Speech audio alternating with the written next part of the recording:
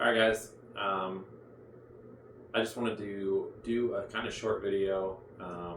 This is all just off the top of my head of stuff that I've been compiling. I've been wanting to do a video on ACEs scores, but I haven't got around to figuring out exactly what I wanted to say. But it is Mental Health Awareness Month, so I wanted to put something out there. What I want to discuss right now is what the vision of Campfire Garage is, as it's changing again. It is still going to have car-related content, because I do believe that cars are a form of therapy. I'm actually trying to reach out to an organization that does racing as therapy, so I'm trying to get involved with that. But Campfire Garage is going to be more of a mental health platform. Part of that is due to the transition that I am doing. Mental health is becoming a very main focus in my life. I'm actually going back to school in August to get a master's degree in clinical mental health counseling, and I hope to become a counselor after that. And then possibly go further and get into some research with mental health and video games / technology, AI, that kind of stuff, and then possibly look into this racing stuff. So those are all on the horizon. But first I got to knock out grad school. There are 3 projects that I have in the works that I think are going to be really awesome. So if you are not subscribed yet and you haven't hit the bell and you want to see those, definitely hit the bell and subscribe. I think you guys are going to like them. They're all very different, but it's all around the theme of mental health. So I'm really looking forward to that. The one is car related for sure, and that is a giant task to take on. I'm still trying to storyboard some of that and figure out exactly how to even shoot that, especially by myself, because some of that is not super easy. But basically I'm going to rebuild a 96 Honda Civic, and that'll be, I'm going to do some cool stuff with that has a mental health twist. The next one is music based, so I'm working on something with music, and then the last one is going to be a secret, but I'm hoping that one will be more routine. I might be able to come in with some kind of method to get those out regularly, so that'll be the one that I focus on with regular updates, but school might play into that, so we'll see. So yeah, Campfire Garage is switching over to mostly mental health. There will still be car content, but the focus is getting mental health out there, having a safe space for mental health. What I've realized is I have used cars as therapy, and the campfire sessions afterwards, sitting around and talking and stuff, was bonding and venting and being vulnerable with others. So that's just kind of evolving into what I want this whole platform to be. So yeah, that's where we're going with Campfire Garage.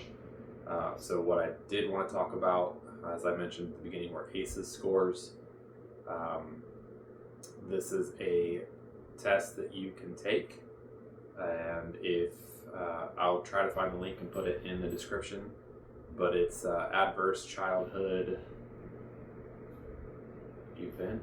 I don't remember what the E stands for, but it's Adverse Childhood Trauma, basically, and it was monumental in helping me start to understand what I was working through. So I am a 10. My score is a 10. I am not my score. And for a little bit of background, because like I said, I didn't write anything down or anything. I'm kind of shooting from the hip here. But I believe the statistic is the average ACE score of felons is a 7. And then like after 4, maybe 5, you have like foundational trauma. And there's a lot of predisposition that happens based on that. In the veteran and first responder community, we find that most of us have fairly high ACE scores, and that kind of tracks with how we fall into those paths. It is interesting. I believe there are some studies out there. I haven't found them yet. I believe Save a Warrior has some of them or has looked at them, but it's interesting to see how a lot of us can still function and become pretty successful. Like I said, 7 is typically what you find in the penal system, so the fact that we are not in the penal system is a win already. But a lot of us have found ways to get through that and be successful. So a high ACEs score doesn't mean you are like going to go downhill or anything. It's just the more you're aware of it, the more you can help yourself and start to kind of see some of your actions and why they're that way, and start talking to someone and getting help for it. So yeah, I'll put that link in there. If you have any questions or whatever, you want to reach out, chat about it. If you want to take the test and then talk about what it means or any of that kind of stuff, hit me up. I'm always here to talk to anyone, hold space for you. So yeah, just wanted to kind of bring that topic up and kind of just show, like, even though I've maxed the score out, like, I'm doing okay. Obviously I went to Save a Warrior, which is a suicide detox program, but since learning about the childhood stuff and having like a plan and a path to deal with that and learn about it, I've been kind of excelling. So there's definitely hope. Don't feel beat down or discouraged. And I do think that if you catch it early enough, like, maybe you won't have to suffer as much as some of us did. So like I said, I am interested in those studies to see how often high ACEs score equals like service and military and first responder stuff. But I don't have those numbers. But it is quite overwhelming how many of us have fairly high ACEs scores. So yeah, just something to keep in mind. And if you're struggling and you've been in therapy and like nothing's working, and like, especially if you have like PTSD or any of that kind of shit, like the VA is just giving you drugs, or here, try to cover it up with this, and it doesn't seem like you're getting better, look into the ACEs thing, and then look into the laundry list workbook to start processing some of that. Save a Warrior works through some of that. The laundry list workbook is our first homework assignment, but before I went to Save a Warrior, the therapist that I had was the first one to even ask me about my childhood and give me the ACEs test. So that was when I started really making progress, and it makes a lot of sense now.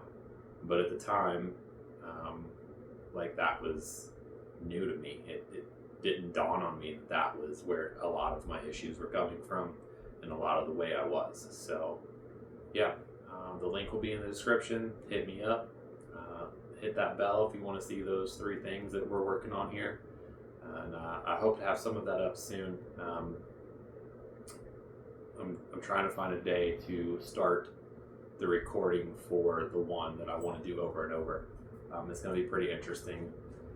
And I'm not really sure how it's going to play out yet, because I don't know enough about the show, and that's all I will tell you. But there's a show, and I'm going to do something cool with it. So yeah, stay tuned.